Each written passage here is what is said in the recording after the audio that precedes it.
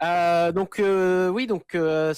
Avatar de feu et de cendre arrive 3 ans après Avatar la voix de l'eau, avec un petit retard d'un an, je crois, il a été par rapport à ce qui a été initialement annoncé. En tout cas, nous retrouvons la famille Sully très peu de temps en réalité après les événements du deuxième film, hein. Je crois qu'il se passe, on est vraiment, enfin les cendres de la guerre qui concluaient la voie de l'eau sont encore chaudes et heu et donc les Sully vont être confrontés à une nouvelle tribu de Na'vi, les tribus des cendres donc, menée par la terrible Varang, avec laquelle va s'allier Quaritch pour essayer toujours de débusquer la famille Sully. Voilà, il va se passer beaucoup d'aventures. Il y a aussi à côté de ça le brave Spider qui va avoir droit à un destin tout à fait unique, puisque il va lui être permis à un moment donné de respirer l'atmosphère de Pandora, ce qui va aussi beaucoup intéresser les agents de la RDA. Donc voilà, donc c'est toute cette exploration nouvelle de Pandora qui s'ouvre à nous dans ce nouveau film. Et donc Clément, je sais pas Ouais, si tu... normalement là ça doit être mieux. Donc n'hésitez pas à nous dire s'il y a d'autres soucis. Normalement là ça doit être bien. En tout cas ouais, bravo pour le pitch hein, parce que ouais, ouais, très rapide, hein, mais voilà.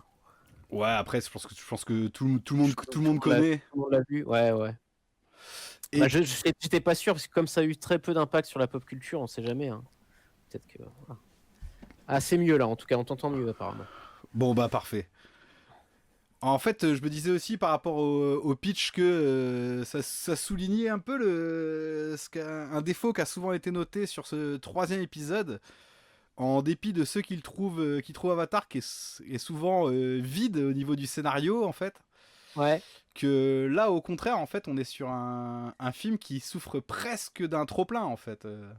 ouais, ouais. Là, il y a un petit côté un peu rushé par moment, ouais, qui peut apparaître. Bah, il y a beaucoup de personnages, d'arcs narratifs qui se développent parallèlement. Donc, c'est vrai que le film est assez riche.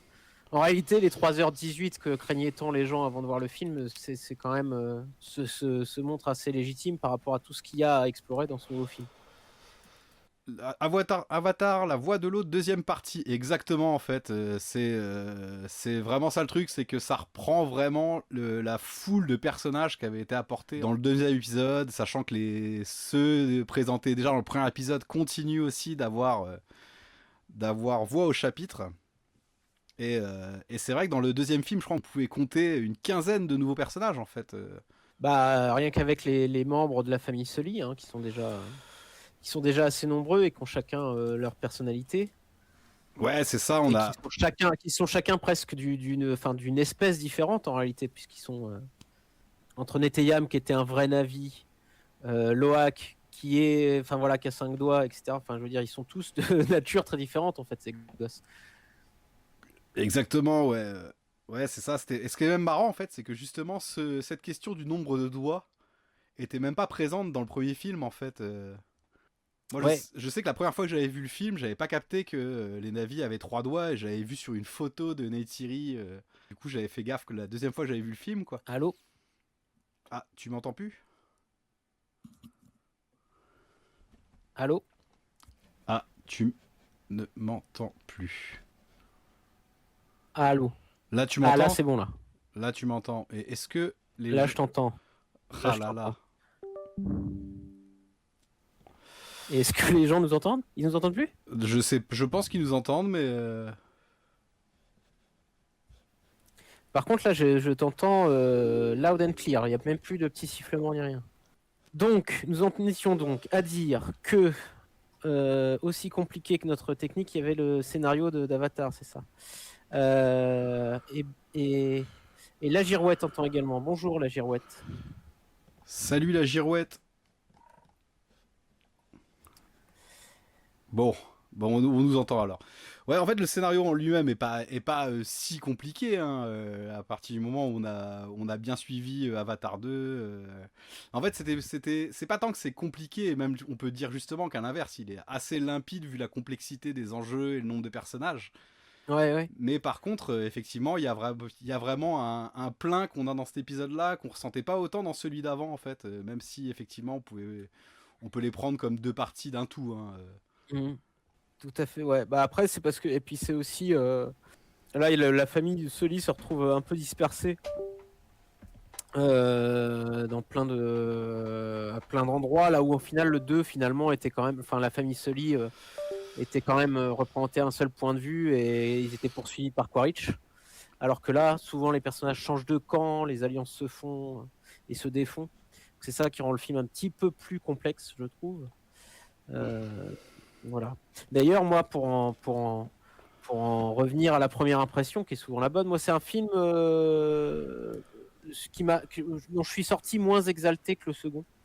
Le deuxième, j'en avais vraiment pris plein la tronche, etc. Sur le troisième, j'ai senti être sorti du film un petit peu plus perplexe en fait que le précédent. Et je me disais, bah, ça se trouve, c'est celui-là que les gens vont trouver que pour le coup, il y a un scénario, parce qu'il est plus complexe, justement. Alors, ouais, moi, ce que je me disais, en fait, c'est que si celui-là était moins immédiat que les deux premiers, c'est parce qu'il y a moins ce côté découverte, en fait, de Pandora. Mhm. On retourne plus sur vraiment ce qu'on avait effectivement vu dans les épisodes précédents. C'est pour ça aussi que les gens ont eu l'impression qu'il y avait cette sensation de redite, enfin, qu'on a aussi dans la reprise de certaines scènes.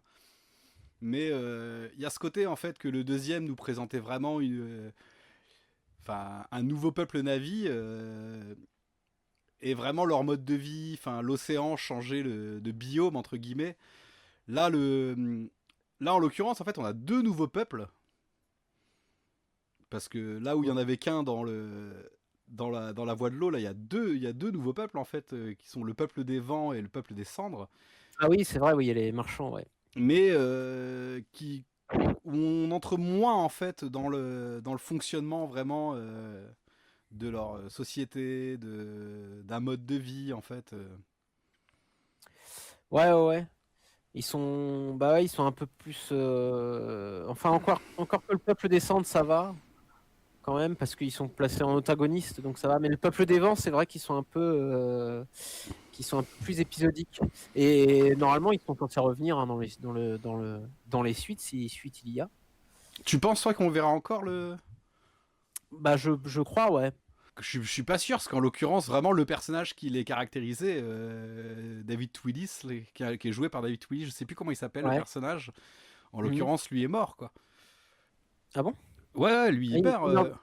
ah, merde, putain, bah tu vois, il se passe trop de trucs dans ce film. Je me souvenais Ouais, plus. ouais. Bah, justement, en fait, c'est en le revoyant, du coup, moi, je l'ai vu 3 fois, mais en le revoyant, il y a un plan, en fait, où quand on voit les vaisseaux au sol, donc quand les navis descendent. Enfin, c'est même Ouais. quand Jack Sully revient sur le lieu du crash, il y a le personnage de David Mhm. Willis qui est au premier plan, en fait, mort. Ah, Et on le voit aussi à la fin du film, en fait, dans cette espèce de communion de tous les morts dans l'arbre maison, en fait, ah qui est ouais. même un lieu mort, en fait. Il est là, hein, lui, hein. Ah d'accord, ok, bah peut-être qu'ils reviendront quand même et qu'ils auront un chef différent. Peut-être. Non, parce que il y avait une des suites qui était titrée The Seed Bearer à un moment donné, Mais The Seed Bearer... les porteurs de graines. Et je me demandais si c'était pas celui-là et qui avait été retitré ou quoi, non? alors, de base, en fait, non, The Seed Bearer, c'était censé être Avatar 3, qui est Ouais. devenu de feu et de cendre. Et je pense que Seed Bearer, qui devait être en fait la porteuse de graines, Mhm. je pense en fait que ça faisait allusion à Kiri en fait. Ouais. Parce que la Tsaïk le dit en fait, quand ils ont branché le corps de Grace Augustine, une graine a été plantée en fait. Ah oui, Je pense que la graine en question, c'est Kiri, d'accord. ce personnage christique. D'ailleurs, c'est intéressant parce que dans celui d'avant, moi je sais qu'il y avait un truc que j'aimais bien, c'était que on voyait donc Kiri, donc la fille de Grace, se lier avec Spider. On voyait déjà leur histoire d'amour était déjà là en fait Ouais, dans ouais. la voie de l'eau. Et on avait d'un côté un personnage, donc un fils qui avait que juste un père et pas de mère, Ouais, et une fille qui avait une mère mais pas de père. ouais. Et dans celui-là, c'est marrant parce qu'il y a cette scène où la Tsaïk explique que une graine a été plantée. Il y a une scène aussi miroir de ce truc-là, c'est quand Miles Quaritch parle de Spider, enfin parle à Spider de Parle de sa sa mère en mère. fait, ouais. Ouais, ouais. Donc Ouais, tout à fait. c'est marrant cet équilibre. Enfin, sachant que moi j'ai un truc aussi depuis le premier Avatar en fait de penser que de toute façon Grace Augustine et Miles Quaritch en fait sont unis en fait par le fait de représenter pour Jake des parents symboliques, Mm. que Grace Augustine est la mère de Jake et Quaritch son père. Ouais, ouais, ouais. Et alors moi c'est un truc que je lis à un autre film, je pense que James Cameron l'a forcément vu de toute façon rien que pour les effets spéciaux de Douglas Trumbull, c'est Tree of Life. Et même Mm. pour une spiritualité qui émane du film, en fait, c'est que c'est un truc qu'on a dans Tree of Life, c'est la voix de la nature et la voix de la grâce, donc la voix de la grace en fait. Et dans Tree of Life, elles sont personnalisées par d'un côté la mère, qui est jouée par Jessica Chastain, et de l'autre le père qui est joué par Brad Pitt. Mm. Et c'était déjà un lien entre les deux films que j'avais en tête dès le premier Avatar. Et alors quand j'avais vu La Voix de l'eau, ça m'avait semblé évident en fait avec les plans qui sont faits sur les bébés et l'importance qui est donnée aux doigts, à la main, les petits pieds dans la main, ça faisait vraiment Mm. penser aux scènes Ouais. avec Brad Pitt pendant la naissance des enfants dans Tree of Life. Il se trouve aussi que Tree of Life, c'est l'histoire enfin, l'histoire un peu compliquée, mais si tu mets le truc à plat, en fait, c'est l'histoire donc de Sean Penn qui revit son passé d'enfant, en fait, et Ouais, ouais. il revit son passé d'enfant, en fait, à l'occasion, enfin, il y a notamment ce truc, en fait, qu'il a son frère qui est mort à la guerre. Ouais. Donc, comme, Et il y a, comme et il y a, Neteyam, et il y a d'ailleurs dans The Tree of Life aussi une séquence qui pourrait être le monde des esprits, en fait, tout à fait, ouais. où Sean Penn revisite son père, joué par Brad Pitt. Voilà. Ouais, c'est ça, et ça qui évoque complètement ce qu'on a donc à la fin de cet épisode, mais qu'on avait déjà dans celui Mm. d'avant, où Jack retrouvait symboliquement son fils en se Son fils, ouais. connectant à Ewa, en fait. Ouais, sauf que là, on a tous les personnages qui se réunissent dans ce monde des esprits et qui font tous la même taille, humain ou Navi. Mm. Et de toute façon, le même Avatar 3 en fait se termine par cette scène-là donc à la communion de tous les morts, mais Mm. commence aussi par Loak qui retrouve son frère en fait pour Ouais, se ouais, faire une virée sur leur dragon volant quoi. ouais. Et de toute façon, enfin Mais la scène finale de Avatar 3 là, donc du coup cette espèce de communion des morts aussi, c'est un truc qu'on avait aussi dans Titanic. ouais, ouais, bien sûr, ouais, la scène finale de Titanic. Ouais, et on avait ça Ouais. aussi dans une scène de la version longue de Terminator 2 où Sarah Connor en fait avait une apparition de Kyle Reese quand elle était en hôpital psychiatrique. Ouais, dans une scène coupée, effectivement. Ouais, ouais, ouais. Donc Donc, c'est vrai que c'est un motif récurrent chez James Cameron. donc Léonidas nous dit le fait qu'un humain puisse respirer sur Pandora, je suis vraiment pas fan de ce parti pris. Ouais, alors apparemment j'avais entendu dans un live de Monsieur Bobine que c'était un truc que James Cameron voulait inclure dès La Voix de l'eau. Mais j'ai entendu dans un live que j'ai écouté aujourd'hui là de David Fakrikian qui avait écrit un des ouvrages qui fait référence maintenant sur James Cameron, l'Odyssée d'un cinéaste, et lui qui a fait un live vous pouvez l'écouter sur DVD Vision, où en fait il revient sur apparemment beaucoup de reshoots qui auraient été faits sur Avatar 3 en fait. Parce que Mhm. lui et les intervenants sont pas très convaincus de ce troisième épisode. Des fois, j'ai trouvé même que c'était pas forcément très justifié en fait. Lui, ce qu'il disait, c'est qu'apparemment il y aurait une version qui aurait été montrée en séance test avec des effets spéciaux pas finis et que le film ne ressemblait pas du tout à ça. Et en fait, au lieu que Enfin, si Spider pouvait respirer sur Pandora, en fait, il y avait aussi d'un autre côté la terraformation qui était faite par les humains. Ah. Et apparemment, le film aurait eu pas mal de bouleversements. Bah, ce qui est possible, parce qu'on en parlait tout de suite, là, que le titre même du film avait changé. Ouais, il y avait James Cameron évoquait aussi le retour de Turok Makto qui était plus tôt que prévu, qui était prévu dans des films ultérieurs et puis qu'il a mis dans ce film-ci, ouais, par exemple. Mm. Après, c'est quelque chose qui va aussi dans la fabrication du film, c'est-à-dire que comme il joue en performance capture et que James Cameron, il compare souvent ça à de la répétition théâtrale un petit peu, puisqu'on est complètement focalisé sur le jeu des acteurs, et ça rend aussi la création du film très fluide en fait. Où vraiment, voilà, où le scénario est pas dans le marbre, quoi. Il y a encore beaucoup de choses qui peuvent changer à divers moments de la production. Ouais, et puis de toute façon, il y a il y aurait long à dire sur la fabrication des scénarios, vu que de toute façon, ils avaient annoncé 4 nouveaux épisodes, 4 nouvelles suites. Mm. Et il y en a même une qui a été annulée, là, qui est devenue une BD, là, Ouais. la Voix Céleste, Mhm. où Jack Sully entraînait les navis dans l'espace. Ah. Donc, ouais, donc ça n'a pas été gardé, mais je crois que il me semble que c'est dans ces BD-là qu'on voit la mère de Spider, qu'il doit y avoir un flashback avec elle. Je l'ai pas lu, j'ai pas lu ce comics, mais ça reprend dans les grandes lignes la première suite qui était prévue en fait et que James Cameron a foutu à la poubelle.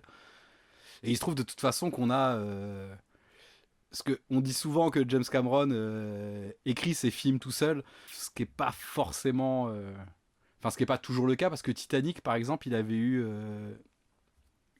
l'aide merde, je me souviens plus de ce scénariste qui avait coécrit Gangs of New York. Est-ce que c'est Jay Cox, Ah, non c'est Jay Cox, exactement. Ouais, Ouais, lui avait participé au scénario de Titanic sans être crédité. Et il d'accord. me semble que sur le premier Avatar, en fait, un des auteurs des suites aussi avait déjà participé au scénario d'Avatar 1. Mhm. Et c'était plus pour construire le lore, plus que le scénario lui-même, en fait. Ouais. Parce que par contre, ce qui est sûr, c'est que James Cameron, lui, par contre, fait toujours les statements, donc son Ouais, scénario en mode plus roman, en fait, quoi. ouais, Et ouais. c'est un truc dont on entend même beaucoup parler autour de Avatar, justement, maintenant, des statements. Ah, je sais qu'il y a quelques années, là, j'avais lu le statement de Strange Days Mhm. qu'il avait sorti, et donc c'est le roman de Strange Days, en fait. Ouais. Ouais, mais où c'est pareil, c'est ces statements-là qui sont. Enfin, il explique qu'il y a parfois des scènes très très précises, très précisément décrites dans ce traitement-là, et d'autres qui sont beaucoup plus évasives, et que ça, et que ça peut prendre, enfin, ça peut évoluer de diverses manières ensuite par la suite, quoi. Donc même ça, c'est une écriture de scénario un peu, voilà quoi, un peu hybride. Et en tout cas, moi, je trouve que pour le coup, le fait que qu'un humain puisse respirer sur Pandora, bah en fait, je trouve que dans le film déjà, c'est assez clairement amené en fait avec cette espèce de pouvoir en fait de Kiri, son rapport privilégié à Ewa en fait. Ouais, Et moi je. du coup, on a ce truc là. Après, c'est justifié par enfin par un côté plus scientifique avec ce mycélium en fait qui rentre dans le corps de Spider. Et en fait, ça participe. D'ailleurs, c'est le mycélium qu'on avait déjà vu autour du corps de Grace Augustine. Mhm. Et en fait, je trouve que ça participe en fait à ce truc que de toute façon, bah, le premier Avatar était déjà un film sur l'évolution en fait, le changement en fait quoi. Donc là, c'était fait par la technologie humaine, mais c'était déjà enfin, il y avait déjà cette notion de transformation, de métamorphose. Ouais. Parce Après que moi.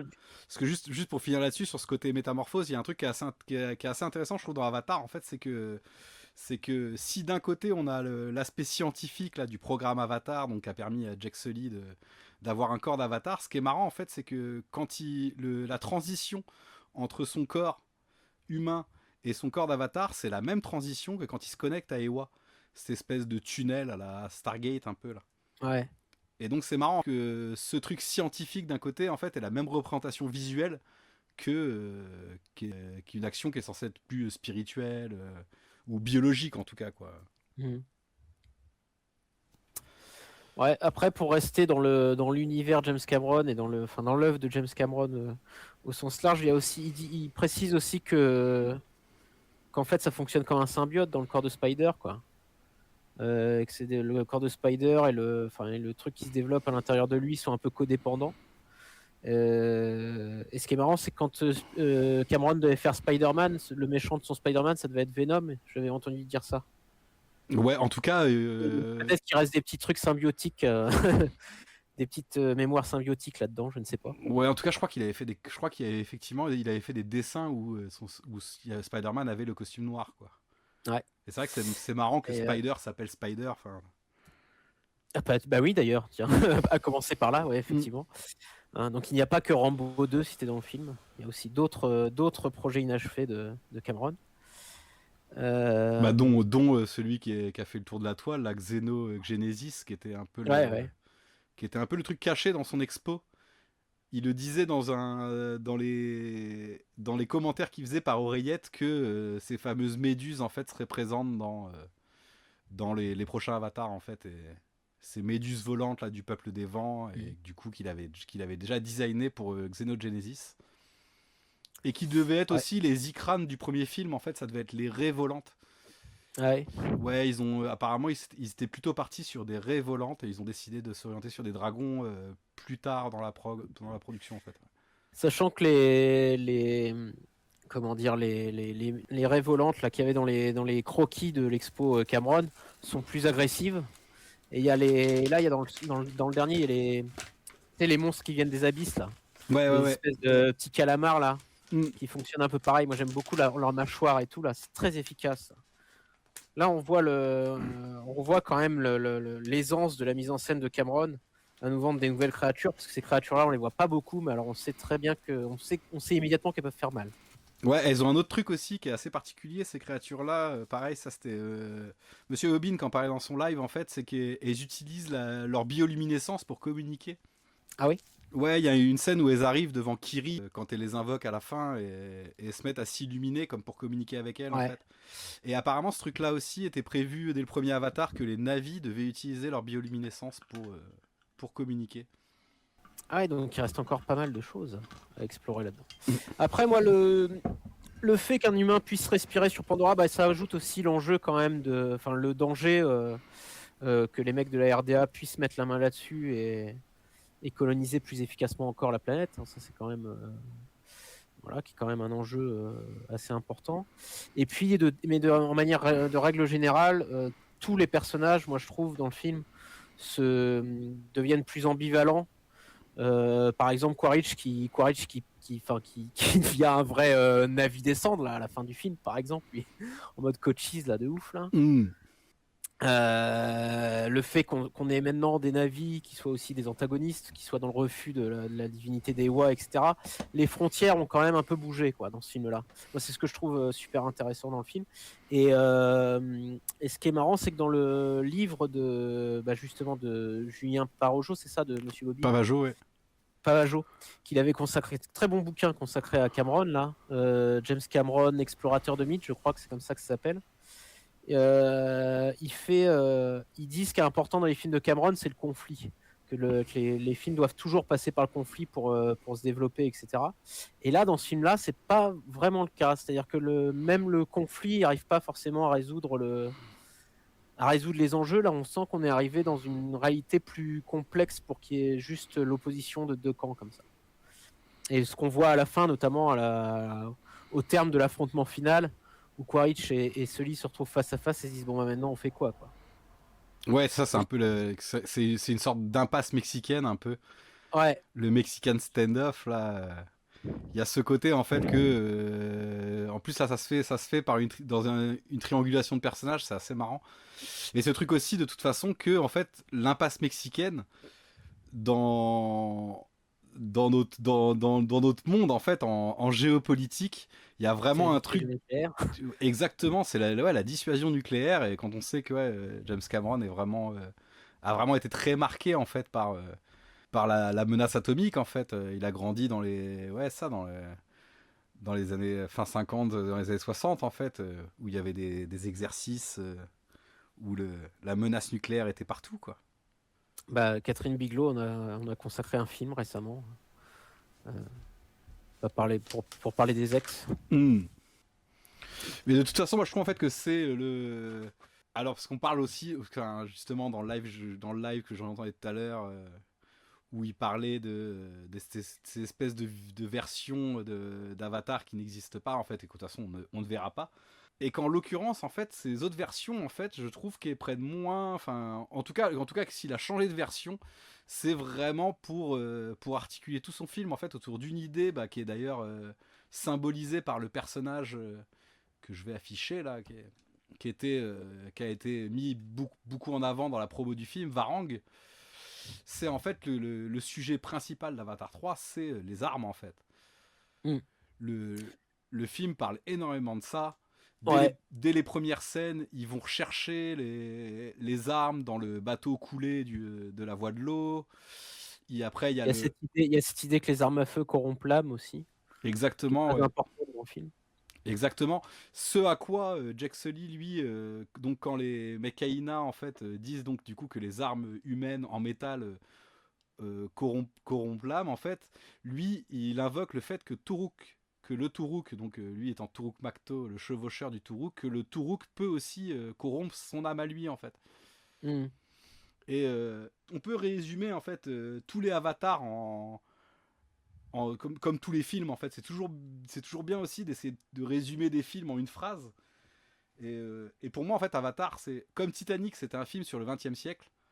Dans Titanic, James Cameron en fait investissait qui est un mythe. Le Titanic, c'est un fait historique, mais c'est devenu un mythe, quoi. Aujourd'hui, il y a des allégories du Titanic, en fait. On dit que on est sur le Titanic, quoi. Pour moi, Mm. dans Titanic, il investissait ce mythe historique pour interroger le XXe siècle. Avatar, enfin la série Avatar, pour moi, c'est un mythe de science-fiction, en fait, pour interroger les enjeux du 21e siècle. Et donc, pour moi, si on devait résumer le premier film en une phrase, ce serait qu'il est nécessaire d'évoluer et de changer de regard pour affronter les enjeux de ce siècle. Le deuxième film, ce serait qu'il est nécessaire de faire confiance aux nouvelles générations pour affronter ces enjeux. Et le troisième film, en fait, je trouve que c'est plus une question. C'est là aussi où le film est peut-être moins manichéen et tout. C'est quels moyens doivent être, enfin, jusqu'où on doit aller, quels moyens doivent être employés, en fait, pour affronter ces enjeux. Mm. Et, euh, et donc c'est pour ça qu'en fait la question des armes est centrale, de quelles armes on peut utiliser, jusqu'où on doit aller, en fait. Et donc ce qui est marrant, c'est comment, enfin ce qui est pas très marrant d'ailleurs vu la scène dont je vais parler, c'est comment tout ça se cristallise dans la scène qui est sûrement le point central de Avatar 3, c'est la scène où Jack va pour faire un sacrifice d'Abraham, en fait, quoi. Ouais. Et sacrifier Spider. Et donc ce qui est intéressant cette scène là, par exemple, la première fois que j'avais vu le film, c'est pour ça le truc, c'est que Avatar 3, c'est vrai qu'il est riche, comme toi tu me disais que t'avais pas vu que David Twillis mourait. Ouais. Il y a aussi beaucoup d'interrogations à la fin du film pour savoir si le personnage joué par Eddie Falco meurt, ou si Quaritch meurt ou pas. Ouais. Il y a plein de points qui sont pas forcément très clairs. Alors apparemment aussi, il y aurait une version où Ian Garvin, donc le scientifique qui sauve Jack Sully, se faisait abattre, Ouais. et qu'apparemment ça aurait peut-être été coupé après ces fameuses projo-tests. Euh, mais en tout cas, moi, la première fois que j'avais vu le film, je trouvais que c'était pas très logique. Enfin, c'était un peu abrupt, comment Jack changeait d'avis, en fait, pour se décider à sacrifier Spider.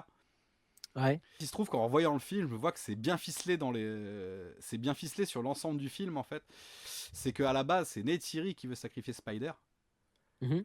Et, et en fait, il reproche à Jack Sully Jack Sully a toujours raison. Le Ouais. fait de lui. Turok Matto a toujours Ouais, raison. Ouais. Turuk Makto a toujours raison. Le fait de lui renvoyer qu'il ne l'écoute pas, en fait. Ouais. Mais il se trouve qu'à ce moment-là du film, en fait, Neytiri vient lui sauver la vie. Et donc, que c'est peut-être le moment de faire un pas vers elle, d'autant plus qu'elle lui a sauvé la vie en utilisant les fameuses flèches qu'il refusait d'utiliser, en fait. Mm.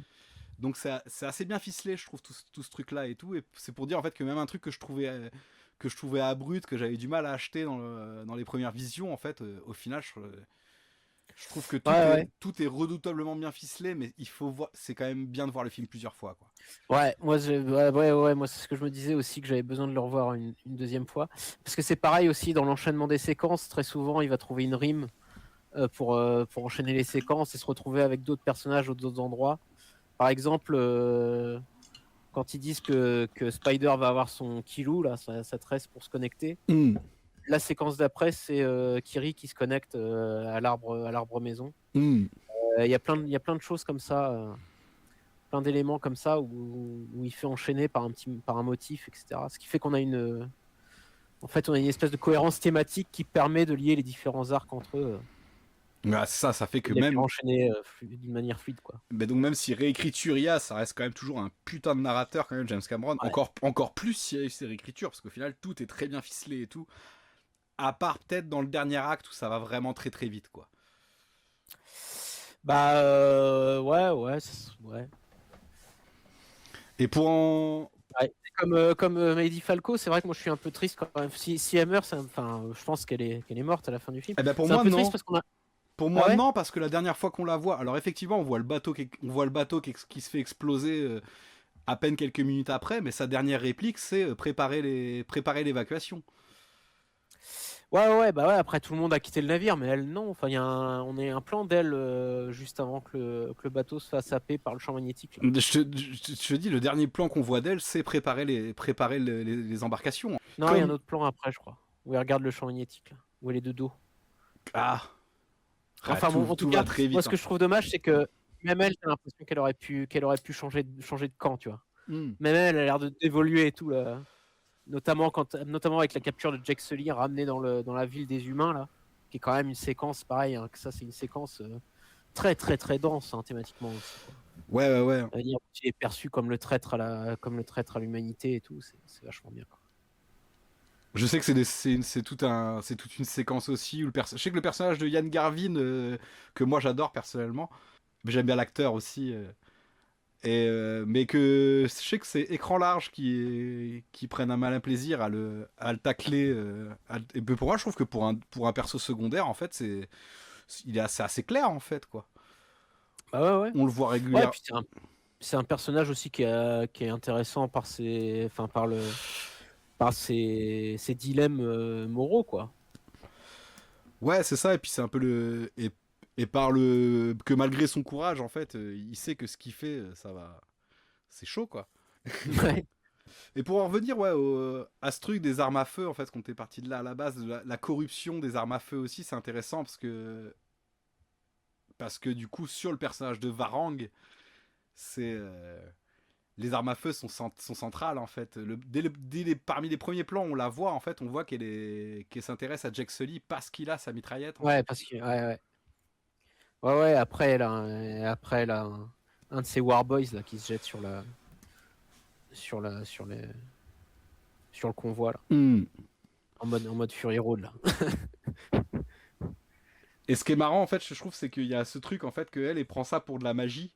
Alors ce qui est marrant en plus, c'est que dans la photo que j'ai affichée derrière, en fait, il y a un moment où on la voit elle-même faire une forme de magie ou en tout cas d'effet d'optique qui est quand même assez saisissant avec ses lames qui est fait tournoyer ou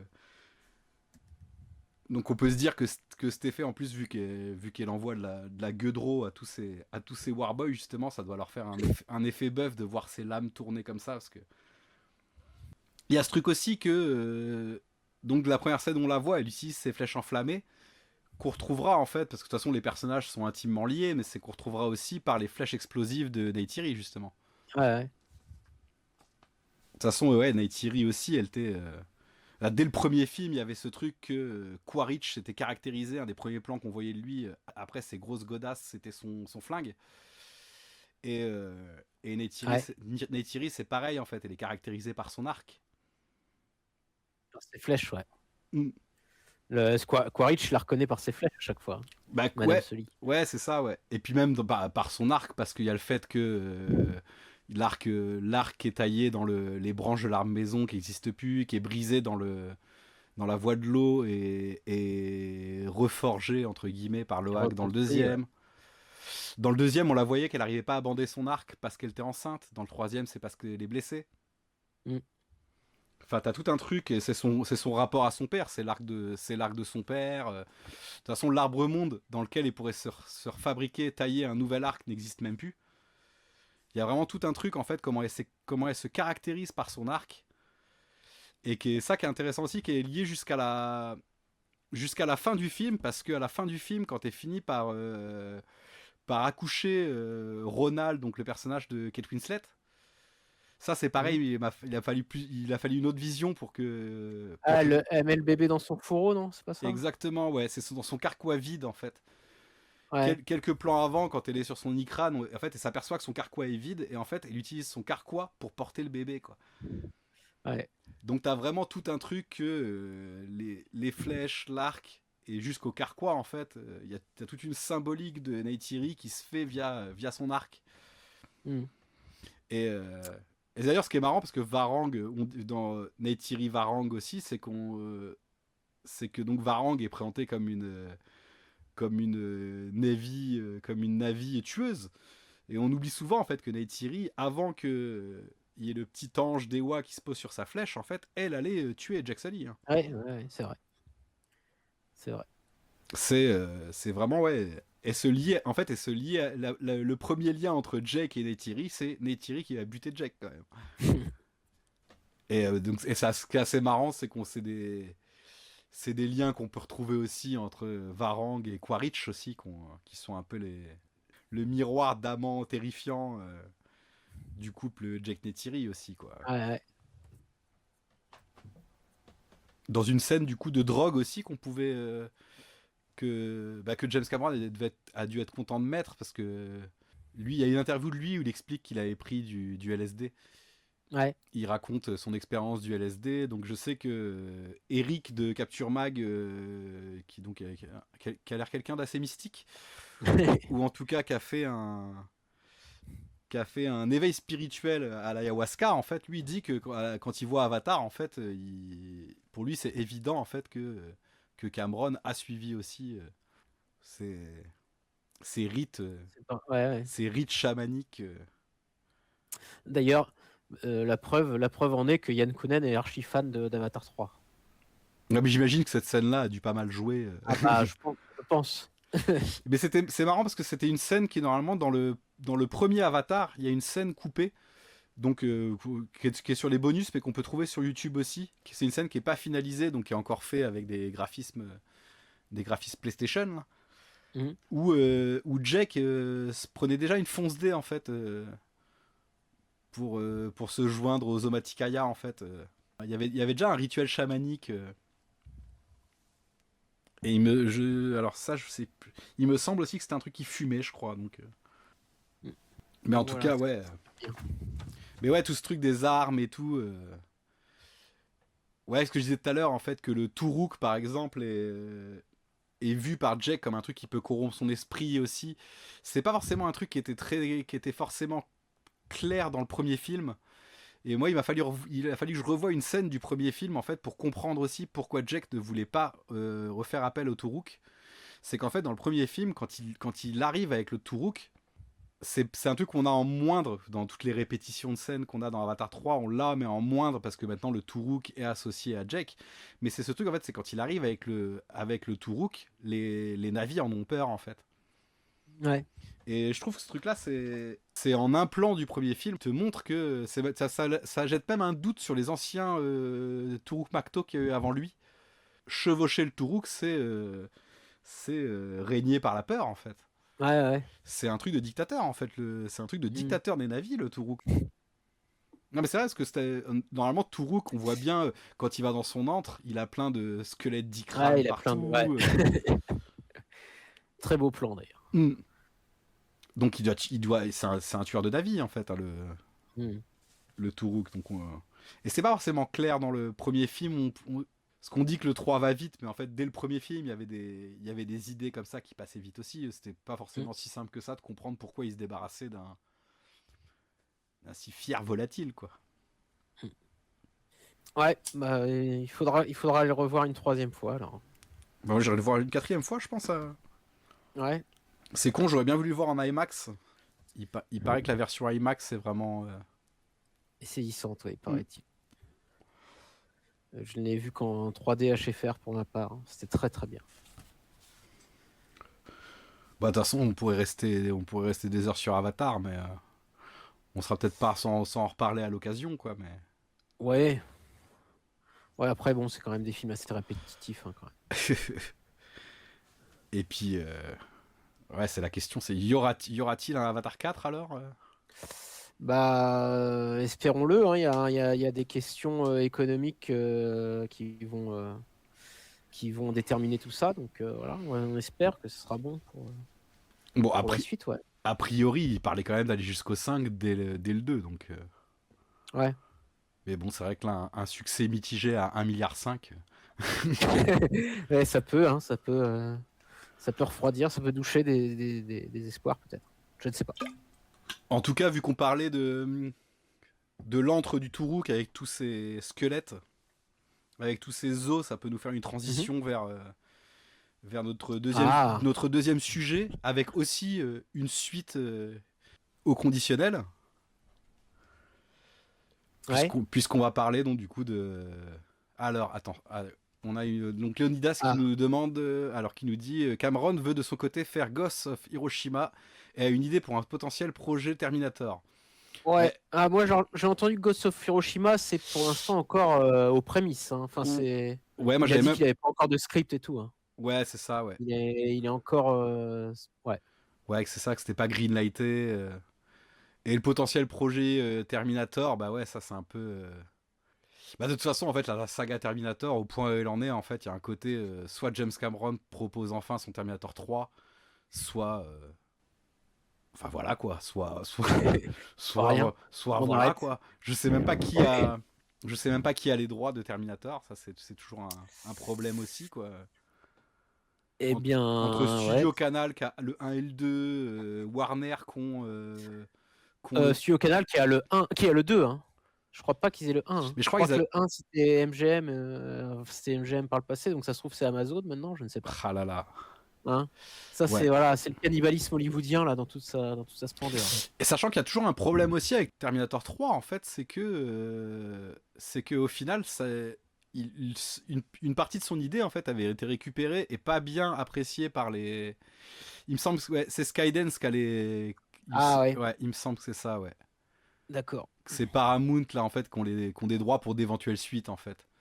Le problème c'est que ouais, ce que j'allais dire c'est qu'en fait une idée qu'il avait pour Terminator 3, elle a été utilisée dans Genesis et pas appréciée par les fans. C'était ce côté de Mhm. John Connor Christie,